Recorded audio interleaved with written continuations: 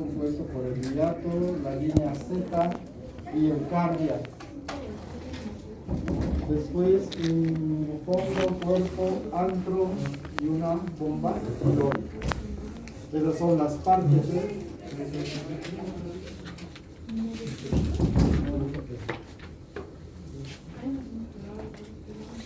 Esto también es importante. Este es un resumen de lo que es la fisiología. Ya hemos visto lo que es la secreción gástrica a partir de una glándula muy importante que es la glándula oxíntica.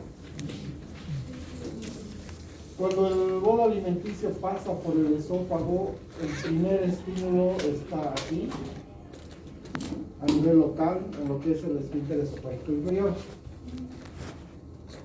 Cuando llega al estómago se producen las secreciones glandulares de toda la porción del estómago y se activa todo lo que es el intestino distal.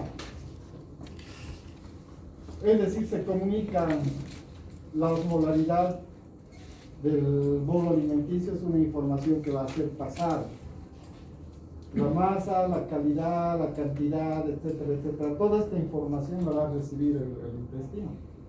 ¿Ya? Luego de aquí, en la bomba pilórica, es una bomba porque no va a pasar todo el bolo alimenticio, va a pasar solo una parte pequeña. Y nuevamente esta información de aquí va a pasar al duodeno.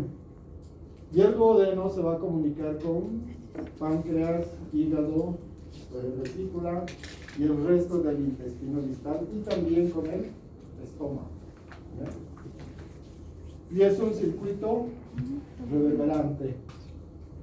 Lo mismo va a ser ya con el delgado, pero el delgado ya tiene sus funciones de absorción netamente de todo lo que ha pasado por el estómago y ha formado, en este caso, el quimo, ¿no? Y finalmente el colon, que tiene dos porciones, una derecha y una izquierda. La derecha todavía absorbe, hay algo de secreción, y la izquierda que se encarga de formar lo que es el bolo fecal. Y en el recto ya vamos a ver que es otro sistema de nervios estimuladores e inhibidores. En cirugía es importante las relaciones, los abordajes, nuevamente las porciones. Ahora ya sabemos que glándulas están en qué lado, el hiato, las relaciones vasculares, este es el segmento mayor, los órganos tanto por la parte posterior como por la parte anterior, y la irrigación en este caso, en cuanto a lo que es la vena porta, que es una de las más importantes, que presta sus vasos hacia el estómago, la mesentérica superior, la arterial, que obviamente viene de la aorta abdominal a través del tronco celíaco principalmente, la gástrica izquierda, la gástrica derecha, creo que tenemos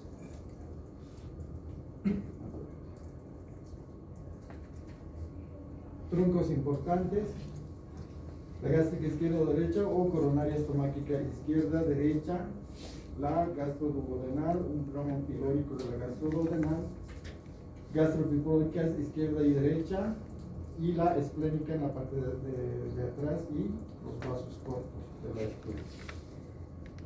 También hay ramos inconstantes de las diafragmáticas inferiores. Bueno, este también es el sistema vascular, la vena porta, es una de las más importantes aquí. Todo lo que sucede en la porta va a repercutir en el esófago distal y en el estómago, ¿no? Por ejemplo, aquí estamos viendo la trombosis de la vena porta, el aumento de la presión portal en alcohólicos o en un hígado enfermo, un cirrótico, etc. Territorios linfáticos, que para nosotros cobra importancia más que todo en resecciones oncológicas, ¿no? Inervación, otro aspecto importante, donde el vago izquierdo se hace anterior, el vago derecho se hace posterior a la entrada del cardias mammaliaco. Entonces los troncos principales, el nervio de la Target, las patas de gallo o patas de cuervo, que se van a ir seccionando de acuerdo, vamos a ver en las técnicas quirúrgicas. Variantes de lo que es la inervación para la curvatura menor y para la curvatura mayor. A tener en cuenta algunas variantes de las partes torácicas del nervio vago o noveno par, perdón, el décimo par, con el laringio recurrente, ¿no? ¿Qué tan largo puede ser o qué tan corto, cómo entra, etc. En cuanto a la histología, entonces sí hay algunos cambios. El intercambio de mucosas de escamosa a columnar, lo que va a formar la línea César, justo con eso formar cardia. Todo es un epitelio columnar. Aquí hay con pliegues, escasos pliegues, y aquí pasa a epitelio columnar cilíndrico ciliado, ¿verdad? Oxílico. Por dentro entonces vamos a ver los pliegues gástricos abundantes en el fondo, por tanto este es el fondo. Escasos en el antro, este es el antro, el píloro. Hemos dicho que esta es la cisura angularis correspondiente a la curvatura menor. El antropíloro, el píloro es un músculo grueso, hace el efecto de una bomba, y por detrás vemos lo que es el bulbo duodenal. Este es el píloro, el bulbo duodenal y el duodeno. Diríamos que esta es la primera porción, esta es la segunda porción y la tercera porción está aquí. ¿Por qué? El bulbo es la parte directa al píloro y el esfínter de Oddi es donde desemboca el conducto biliar, el colédoco, el whisky, hacia la segunda porción del duodeno. Este es pared posterior, por tanto, anterior a esta. Y obviamente lo que resta es la tercera. Doctor, a grupo de los pliegues que podemos ver, ¿esto corresponde por la segunda porción? Estos pliegues ya se hacen evidentes a partir de la parte distal del bulbo. El bulbo vendría a salir esta parte. Esta es la primera porción, ¿no? Y esta es la segunda porción. El bulbo, le decimos bulbo porque tiene forma de la parte principal de los poquitos, ¿verdad? Los focos de la planta. Aquí ya hay vellosidades y aquí no hay vellosidades. Esa es la gran diferencia. No sé si se alcanza a ver. Como pueden ver aquí, el epitelio es casi, sigue siendo cilíndrico, pero sin cilios. De aquí ya se alcanza a ver los cilios, ¿no? Lo mismo es en el bulbo. Inmediatamente pasamos el píloro y ya está la mucosa vulvar. Y luego empiezan a aparecer los pliegues de Kepler, que son característicos del intestino delgado. Entonces, ustedes recuerdan en fisiología, estos cilios son los que si jalamos, entonces toda la superficie se hace al campo de un estadio de fútbol americano, ¿verdad? Y es precisamente esta característica, primero los pliegues y después los cilios, y esto se va estirando. Entonces toda la superficie de absorción está aquí. Este es lo que llamamos cardias, la línea Z, el intercambio de mucosas. Obviamente esta es una línea Z patológica, una esofagitis. Y de lleno lo que es la mucosa gástrica. ¿Qué es lo más importante de aquí? La submucosa. Ya toda esta porción que alberga los vasos nutricios, los del drenaje y los nervios principalmente, y es la capa más fuerte del estómago. Inmediatamente viene la muscular. lo que hemos indicado, los pliegues gástricos que van a alojar a las glándulas oxínticas, que son las más oscuritas, que serían las células parietales, ¿no? Entonces también se las llama células parietales o oxínticas, el mismo nombre que la glándula. La disposición de las fibras musculares, circular adentro, oblicuas al medio y longitudinales hacia afuera. Se engrosan hacia lo que es la bomba pilórica, grueso. Si ustedes palpan, entonces van a palpar el grosor muy diferente a este. ¿Y cómo funciona fisiológicamente? ¿Verdad? Entonces, esta es una glándula oxíntica que aloja varios tipos de células. La más importante, las células parietales. Las células parietales son las que van a formar el ácido clorhídrico. Suya nariz en base al resto de las células del cuerpo. Las glándulas mucosas, algunas células de tipo B, para la somatostatina, etc. Entonces, estas son las características de las principales glándulas, el tipo de célula, qué características tienen y sus funciones principales. Cada una de estas tiene una función específica en el proceso de la alimentación. En cuanto a lo que es las glándulas gástricas, o de la glándula oxíntica, esta es la más importante. Pero cómo van a ir en cuanto a su disposición. Entonces, en el fondo, en esta parte del estómago, ¿no?, son más importantes las células secretoras de homocina y también las células parietales. Luego, estas van, según van bajando, ¿no?, en el fondo del cuerpo, van a ir disminuyendo hasta que en el antro prácticamente casi no existen células parietales. Se imponen otras células como son las de moco y endocrinas. Dentro de estas endocrinas está la somatostatina, la gastrina, las células G y las células de grelina y leptina, ¿no?, que son las células del hambre, estimuladores y inhibidores. Entonces, este es el objeto del estudio, ¿no?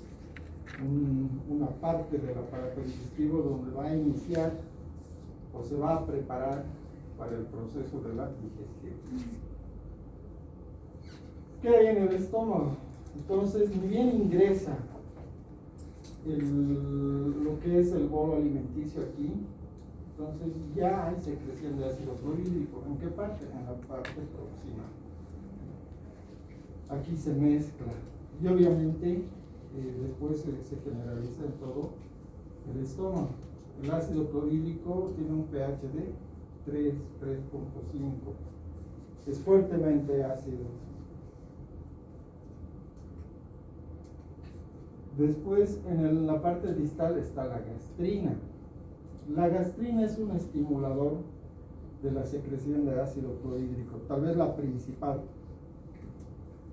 Es decir, que el bolo alimenticio aquí, por el solo hecho de su osmolaridad o el solo hecho de su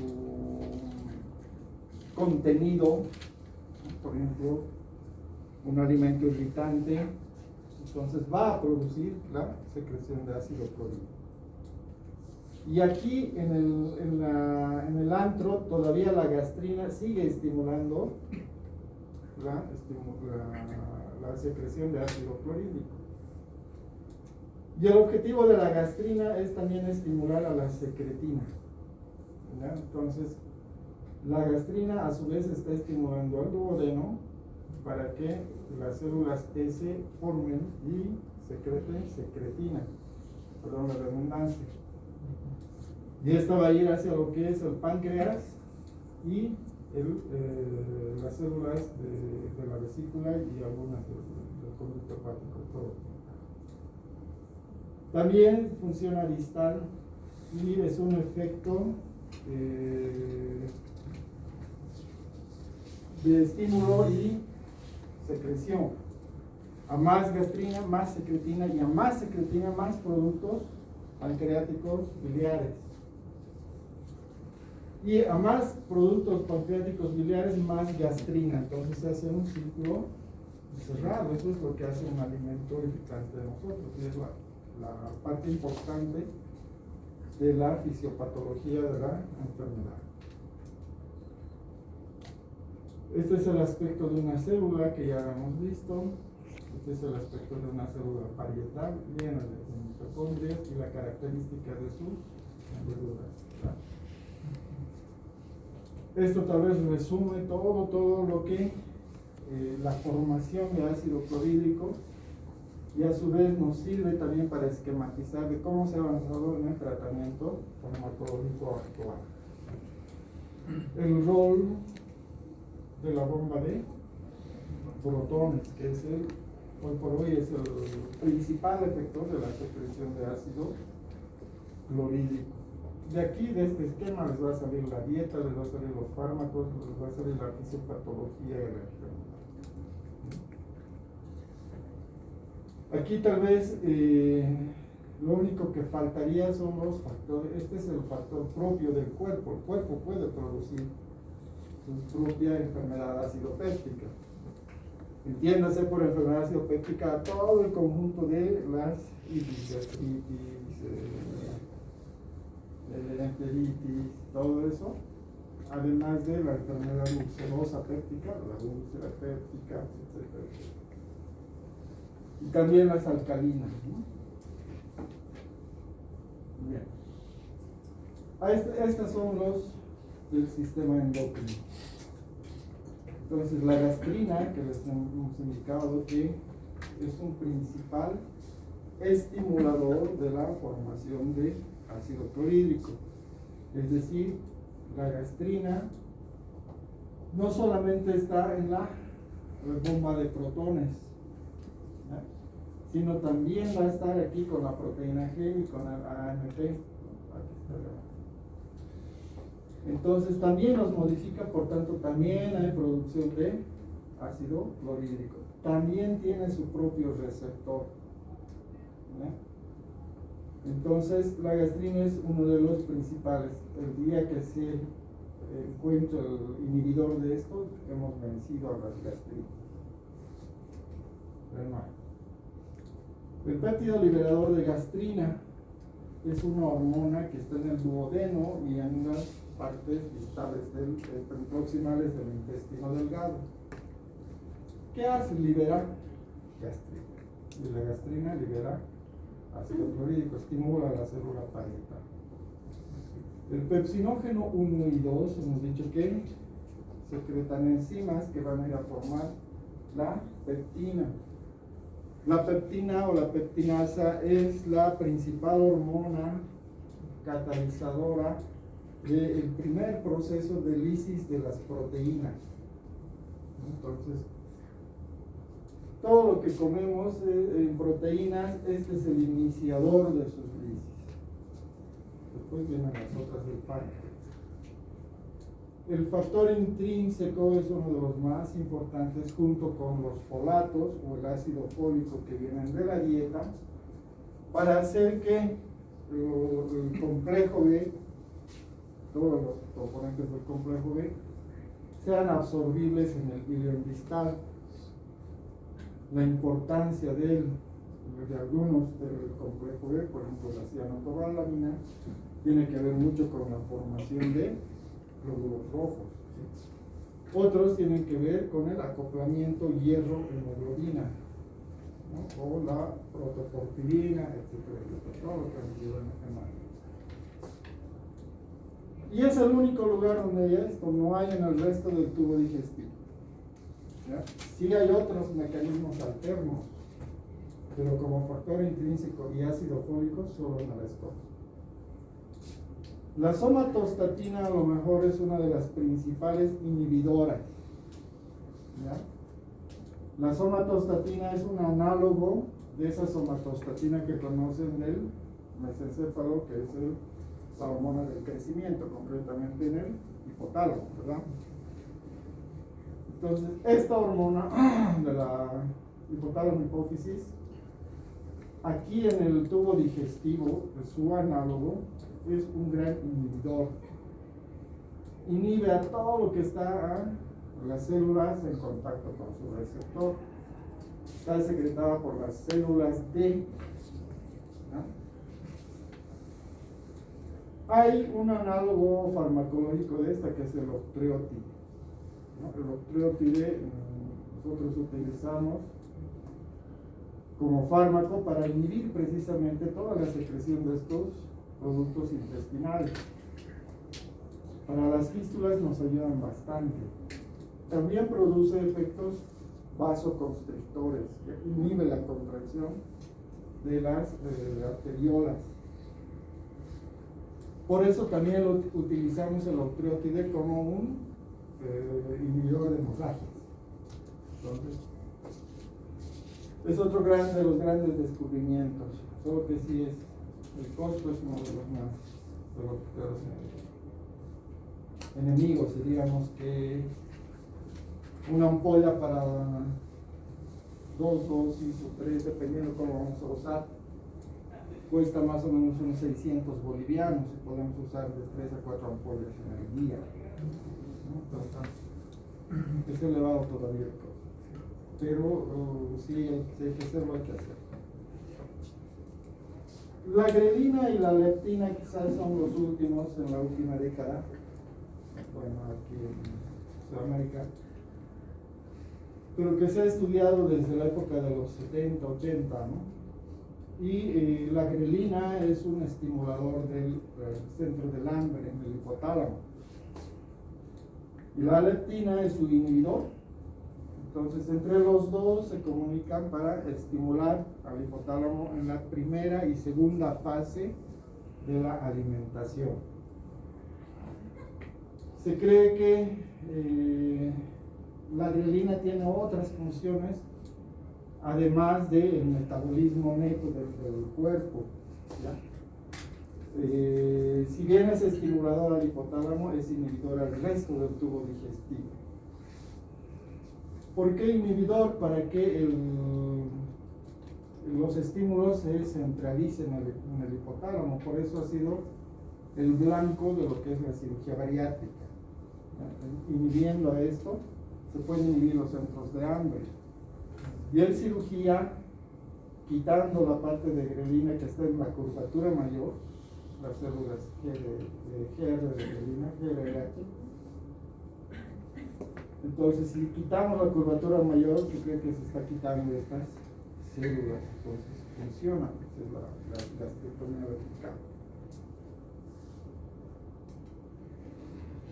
Entonces, es un complejo estimulador y defensor de todos los procesos.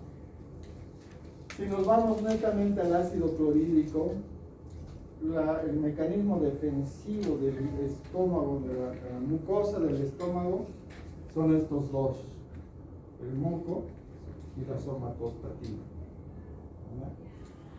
El moco, que es una película de bicarbonato que recubre todo lo que es la mucosa gástrica y evita, por tanto, que este pH ácido produzca soluciones de continuidad en la mucosa gástrica. Y por otro lado, la somatostatina, que se secreta más en duodeno que en el estómago, realiza su función inhibidora. Inhibe la formación de ácido clorhídrico. Y estas la estimulan. La alimentación, mientras más alimentos agresivos haya, hay mayor producción de ácido clorhídrico. Ya hemos visto algunos de ellos, por ejemplo, los que tienen calcio, ¿verdad? La leche y algunos otros productos, también vegetales. También aquellos productos o alimentos que tienen irritantes, ¿no? Como los ajís, condimentos, algunas plantas como la manzanilla, la coca. Entonces, la alimentación hace un efecto estimulador. La acetilcolina liberada, o un neurotransmisor que tiene mucho que ver con la secreción de ácido clorhídrico. Estrés, situaciones patológicas, por ejemplo, el estar en terapia, el ser sometido a una cirugía, las tormentas de estrés rápido, ¿no? O sea, el solo hecho de tener, por ejemplo, un trauma, un accidente automovilístico, un choque, ya hay producción de acetilcolina, por tanto ya hay secreción de ácido clorhídrico, ¿no? Por el solo hecho de eso. La gastrina hemos visto que es un estimulador tremendo, que estimula no solo de ácido clorhídrico, sino de secretina y a su vez todo el circuito, ¿verdad? El calcio es un factor importante no solamente para los factores de coagulación, ¿no? Sino también sirve como transportador, sirve como catalizador, etcétera, etcétera. La histamina, un factor inflamatorio producido por las células cebadas, las células grandes, y está en el circuito de efectos inflamatorios, también por estrés, por heridas, por todo el proceso inflamatorio que corresponde. Es decir, un absceso en una pierna produce liberación de histamina y el estómago tiene sus receptores H2 para esta, H1 en otro lado y H3 en otro lado, ¿verdad? En el estómago son H2, entonces hay producción de ácido clorhídrico a distancia. Ya. Esta es la pelea diaria de la fisiopatogenia de una enfermedad ácido péptica. Si disminuimos los factores defensivos, por ejemplo, el tabaco, el alcohol, la desnutrición, la ingesta de alimentos que no nos favorecen en la génesis de estos defensores, van a producir un desbalance. Entonces va a venir la enfermedad. No es necesario que aumente esto. Entonces, solo hecho de este mecanismo. Y obviamente el aumento de cualquiera de estos va a producir también el desbalance, y es lo que hay que evaluar en el paciente. Entonces, en resumen, ¿no? Componentes de las defensas de la mucosa del estómago: la barrera, el bicarbonato que está en el moco. La misma barrera epitelial per se es un factor protector, como ustedes han visto, es una serie de pliegues y hendiduras, fenestras, todo lo que hay, que de una manera con el moco se pegan. Entonces esto disminuye la superficie de contacto. Entonces la integridad de esta barrera es importante para la génesis de las enfermedades. Encargados de esto están los fosfolípidos lipídicos, que están en las membranas, las uniones apretadas, los odesmosomas, que están entre las bases de las células, y su efecto de restitución, es decir, su neogénesis, ¿verdad? Su reepitelización. Generalmente tarda 3 a 4 semanas. Es decir, si nosotros tenemos una pequeña lesión o una úlcera en la mucosa gástrica, hay que darle unas 2 a 3 semanas, de 3 a 4 semanas de tiempo para que se restituya. ¿Ya? Por eso sus tratamientos deben ser de este tiempo. Después tenemos lo que es la microcirculación. Ustedes han visto que hay prácticamente de los pocos órganos que reciben tantos troncos para su irrigación. Por arriba, por abajo, por los costados, por adelante, etcétera, etcétera. Entonces, esto hace una formación defensiva también. Hay un flujo tremendo en el estómago que favorece pues todo el arrastre mecánico de factores inflamatorios principalmente. Y algunas neuronas sensitivas aferentes. Estamos hablando de efectos de estimulación e inhibición. Los mediadores. Las prostaglandinas por mucho tiempo han sido utilizadas como sus análogos han sido utilizados como protectores. Ustedes conocen a la prostaglandina, es otro factor inflamatorio que produce estimulación de moco, entonces es beneficiosa para el estómago, a diferencia de la histamina, ¿verdad? Su análogo es el misoprostol y se utilizó por mucho tiempo el misoprostol agregado al tratamiento de las gastritis, úlceras, etcétera, etcétera. Y se abandonó porque es mejor disminuir la secreción de ácido clorhídrico, precisamente se abandonó, fue reemplazado por la famotidina, etc. Y con la bomba con la inhibidora de bomba de protones, pues se abandonó prácticamente el tratamiento con prostaglandina. El óxido nítrico es un vasodilatador. Hemos visto que el estrés es uno de los principales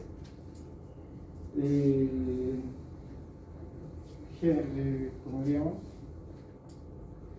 de los principales efectores de la fisiopatología de la enfermedad ácido o ulcerosa péptica.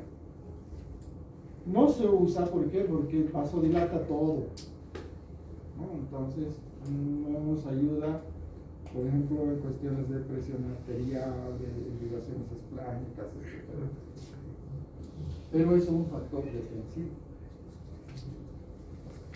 El factor de crecimiento epidemiológico, bueno, todos estos van a producir una mediación, ya sea de estimulación o de inhibición, ¿no? Entonces, unos nos ayudan, otros nos desfavorecen, ¿no? Los péptidos liberadores estimulan la producción de ácido clorhídrico. Entonces, la ingesta de proteínas, mientras más enlaces tenga la proteína, más estimulador de ácido clorhídrico.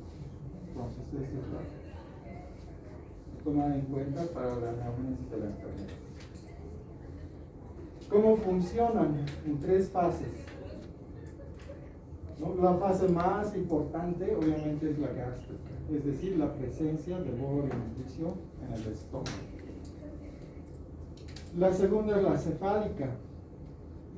Entonces, el alimento y el reflejo vagal son los principales. ¿Cuál es el reflejo vagal? Aquel de sentir los olores, sentir los sabores. Ya estimulan el vago, ¿no? Y por tanto hay secreción de ácido clorhídrico. Si hay secreción de ácido clorhídrico, hay secreción de gastrina, secretina, etcétera, etcétera. Y si hay gastrina, y empieza todo. Entonces no importa que no coman, ya hay mecanismo digestivo, ya se inicia. Y es peor si esto si está aumentada la producción de ácido clorhídrico, es peor porque el estómago está vacío, ¿verdad? Está vacío. Y obviamente el alimento, el solo hecho de poner un alimento en la boca, en la fase cefálica, ya hay el reflejo vagal. Mientras más químicos haya, es mayor el reflejo vagal. Me imagino que en fisiología han hecho estos experimentos en darle de tomar agua al paciente, darle de tomar sal. El agua per se solamente es agua, ¿verdad? Es solo H2 o nada más. El hidrógeno puede producir estimulación del ácido clorhídrico, de hecho produce el agua. Pero si le ponen un químico, esto se triplica o cuadriplica. Solo el hecho de ponerle sal o un endulzante o algo, entonces hay reflejo vagal, por tanto hay estimulación del ácido clorhídrico. Doctor, ¿el exceso de consumo de agua podría predisponer, digamos, a una crisis? Como tal, todo depende de los factores defensivos y agresores. Mucho tiempo se pensó que el ayuno era bueno para bajar de peso, por ejemplo, y no da resultado. ¿Por qué? Porque no se activa nada en el tubo digestivo distal. Y solo hay ácido clorhídrico y el enfermo sigue desarrollando gastritis, sigue desarrollando úlceras y a veces más.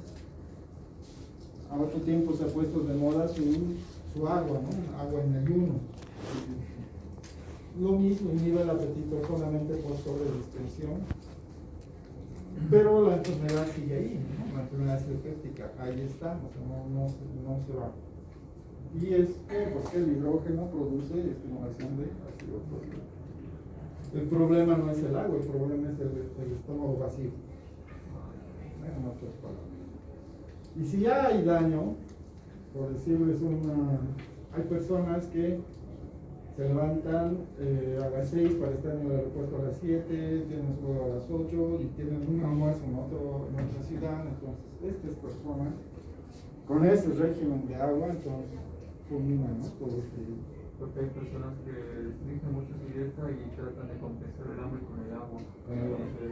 Y si a eso le añades estrés, entonces su vida es gastritis, úlceras, va a vivir endoscopías 4 o 5 veces al año. Entonces esos factores se juegan en realidad con factores agresivos y defensivos. No hay una regla. Por eso no es bueno ver en el TikTok, yo en el TikTok esto, lo otro. No es una receta. Hay paciente para cada enfermedad y cada enfermedad hay para el paciente. Para eso estamos estudiando, ¿no? Entonces, todo eso hay que conjuncionar, para eso son los conocimientos. Y en la fase, ya aquí empezó la secreción de ácido clorhídrico y viene luego la fase gástrica, que es cuando ya lo deglutimos. Aquí hablaríamos de olores, sabores, colores, alimentos que no se degluten, como la forma de mascar. En México hay unas pastillitas que están bordeadas de chile, solamente se come y se le exprime el chile nada más, se bota después la pastillita. Todo eso no es bueno. Baja pero si degluten viene la fase gástrica. Aquí empiezan los factores defensivos. Aquí. ¿Por qué? Porque la osmolaridad, el tipo de alimento y todo va a ser no solamente la producción de ácido clorhídrico, sino también de moco, de prostaglandinas, etc. Entonces, por eso el concepto de estómago lleno. Estómago lleno.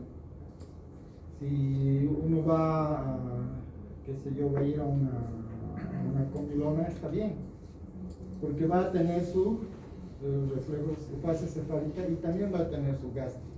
Y después vendrá la intestinal. Si esto hace seguido hay un desorden, pero si no, no hay problema, ¿ya? Lo importante es la fase gástrica. Lo mismo con el endocrino regional. Entonces, estos son los factores defensivos que nos van a ayudar. Solo hay que jugar con el alimento. Obviamente, si hay un desbalance, es también fatal. Y la última fase es la intestinal. No se sabe cómo, pero cuando ya ha pasado, por ejemplo en la noche, después de una comida copiosa, entonces todavía hay estímulo secretorio de ácido clorhídrico. Todavía hay sistemas defensivos y agresivos. Se desconoce el mecanismo, se atribuye a las hormonas, ¿no?, que siguen secretando, pero en teoría ya no hay estímulo.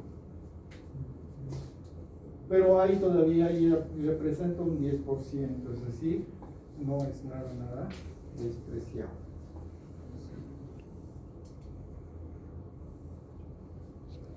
¿Cuál es el responsable de todo esto, de esta característica de la inervación de todo lo que es la mucosa digestiva? No solamente están las mucosas, los plexos, también en los músculos y después de los músculos los ligamentos o el mesenterio principal. Aquí está el plexo de submucoso de Meissner, ¿verdad? Y entre los músculos está el de Habermas. Los dos por igual, tanto parasimpático como simpático, son los que originan todas las fases de las gástricas. La fase de secreciones gástricas, cefálicas, etc. si ustedes pueden ver, la entrada es en la parte mesentérica. Esta se llama parte mesentérica del intestino. Es igual en el estómago hasta el recto. Y se distribuyen a partir de ahí a lo largo. No entran por aquí, entran por esta parte. Entonces la integridad de esto es vital. Es vital. Esto es para las resecciones, para las técnicas quirúrgicas diferentes. La integridad de los mesos es muy importante. Hay que saber cuál conservar y cuál sacrificar. No solamente cumplen funciones de secreción, también de motilidad, ¿ya? Y se juntan las dos ahí en todo lo que es la pared. Entonces ya nuevamente hablamos de los excitadores e inhibidores específicos. Es un excitador específico, la acetilcolina, nuevamente, no solamente para la secreción glandular, también para la motilidad. Aumenta la motilidad, aumenta la propulsión. ¿Ya? Las taquicininas están en el intestino delgado y regulan la motilidad del estómago. ¿Qué quiere decir? Por ejemplo, si el alimento tiene una osmolaridad elevada, puede ser que ésta se active y acelere el tránsito, aumente el tránsito y por tanto la motilidad. Lo mismo la sustancia P del intestino delgado y las neurocininas del intestino delgado. Entonces ya estamos hablando que el intestino delgado también excita al estómago, ¿ya? Tanto a sus células glandulares como a las células, a los plexos de Auerbach para regular la motilidad. Esa es la fase intestinal. También hay sus inhibidores: el óxido nítrico, el péptido inhibidor vasoactivo y la serotonina. Todas ellas también del intestino delgado. ¿Qué hacen estas? Disminuyen la irrigación, al disminuir la irrigación disminuyen la secreción, también inhiben la motilidad de los excitadores. Entonces una conjunción de estímulos, ida y vuelta, ida y vuelta. Así se comunica la alimentación. Entonces, si hablamos de motilidad, ¿de qué motilidad estamos hablando? De 3 movimientos en el estómago: propulsión, retropulsión y mezcla. Aquí tenemos la propulsión, es cuando avanza el tubo digestivo, el quimo, etcétera, etcétera. La retropulsión es cuando retrocede y la mezcla es un movimiento reverberante, ¿no? Lo mezcla, lo tritura. Entonces, esas funciones quien las cumple el estómago. Cuando pasa la retropulsión, se acerca al píloro y sí pasa una pequeña porción de alimento hacia el duodeno. Y los factores anteriores que hemos visto, esto ya del intestino delgado, van a producir una retropulsión. Es decir, el alimento va a retroceder. Por eso se llama bomba pilórica, porque solo deja pasar un pedacito de alimento, ¿ya?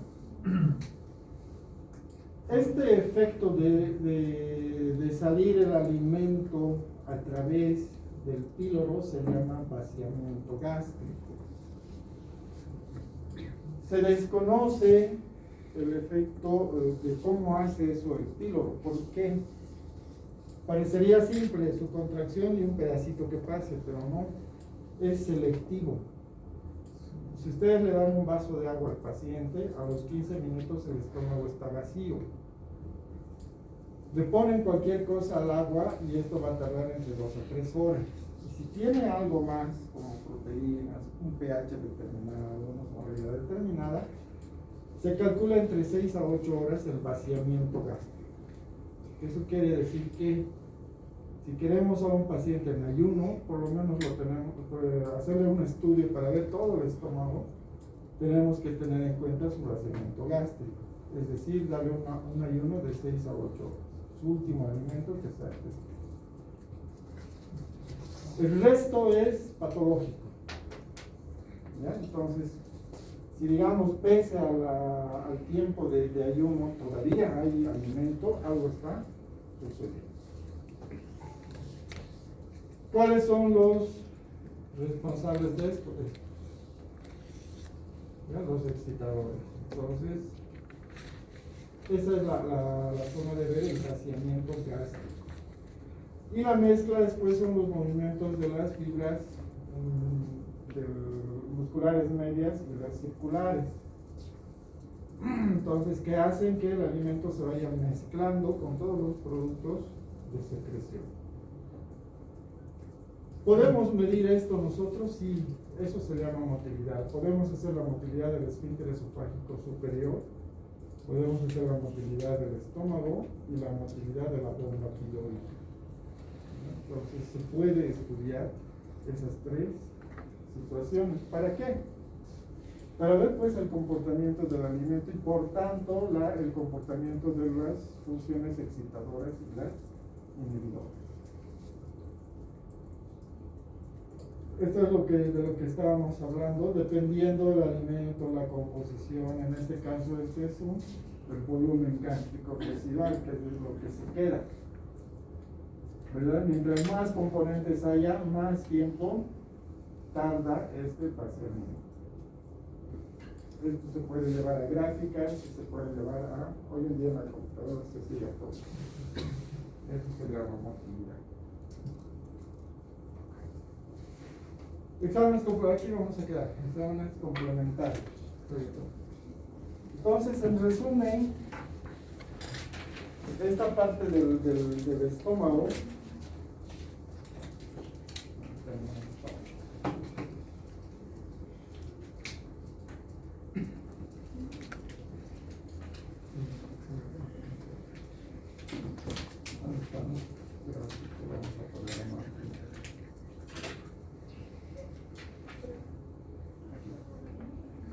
entonces, cada una de sus porciones cumple una función específica, ¿no? Entonces, llega el bolo alimenticio, cae al fondo, aquí se mezcla con ácido clorhídrico, pectina, factor intrínseco principalmente, mientras se está activando el sistema de gastrinas, somatostatina, grelina, etc.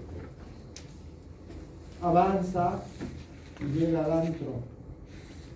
Entonces, aquí ya está formado el bolo alimenticio. Todavía no es el quimo porque todavía no se ha degradado. ¿Ya? Empezó su degradación, pero todavía no está degradado.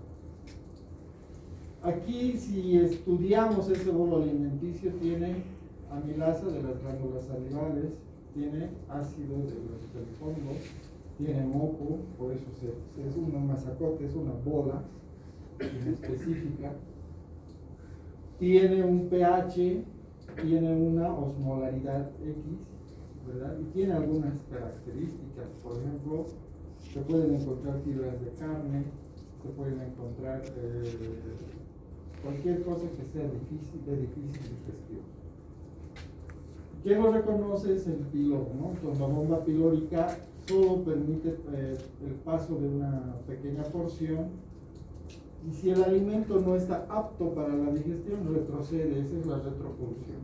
Solo en el estómago. Sube en el estómago. No va hasta el fondo, se queda en el cuerpo. ¿Ya? Se queda en el cuerpo. Entonces, de aquí vuelve otra vez el mismo efecto una y otra vez, hasta que finalmente termine de pasar la última porción de alimento. A eso se le llama vaciamiento gástrico, que puede ir desde los 15 minutos, como hemos dicho, hasta las 8 horas, dependiendo de la composición del alimento.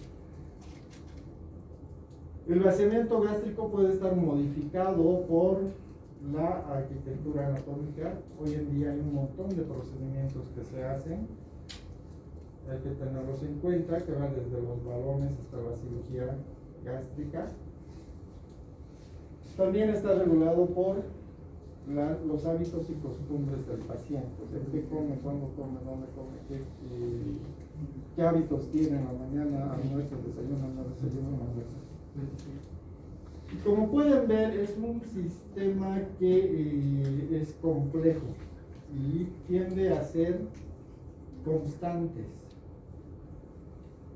¿A qué me refiero con eso? Si digamos ustedes ayunan dentro de un tiempo, ese ayuno se va a acostumbrar. Entonces, por más que pongan el alimento aquí, cuesta volver a levantar las curvas, ¿no? De secreción, de inhibición, etc. Hay atrofia, pues. Al final se atrofia, ¿no? Esto se puede acelerar por algunas condiciones patológicas. La sepsis, por ejemplo. La sepsis inhibe toda la secreción gástrica,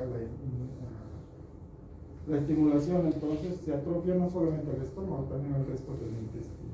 Cuesta, el paciente está condenado a tener periodos de diarrea y estreñimiento de postre. Y si a eso estudia medicina, ya está todo. Buen paciente va a ser todo el año. Entonces, esos ritmos hay que tenerlos en cuenta en el momento que ustedes estudien a su paciente. El sistema complejo del que estamos hablando, entonces, tiende a ser un ritmo, no es circadiano, porque el circadiano es en base a una necesidad basal y una estimulación, ¿verdad? Por ejemplo, las hormonas tienen un ritmo circadiano, día-noche o ácido-base, etcétera, etcétera. Este no es un ritmo circadiano de eso, pero se asemeja, ¿verdad? Se asemeja. Y es lo que hay que incidir al paciente después, ¿no? Entonces, que aprenda a manejar su ritmo, se puede acostumbrar al alimento de acuerdo a sus necesidades. A un personal de la construcción no le van a decir que haga dieta, va a llegar un momento en que se va a lastimar, se va a fracturar, se va a ligamentos, todo se va a romper, ¿verdad? Pero a un oficinista, un contador, sí. A él se le puede dar una dieta porque no exige su cuerpo en ese aspecto. Entonces, todo eso hay que tomar en cuenta con solamente esta fisiología del estómago. Y tengo que estudiar eso y por eso vienen todos los exámenes diagnósticos. Que no los estamos viendo a profundidad porque no es gastro, ¿verdad? Es decir, como nos interesa desde el punto de vista quirúrgico. Haremos una listita del último.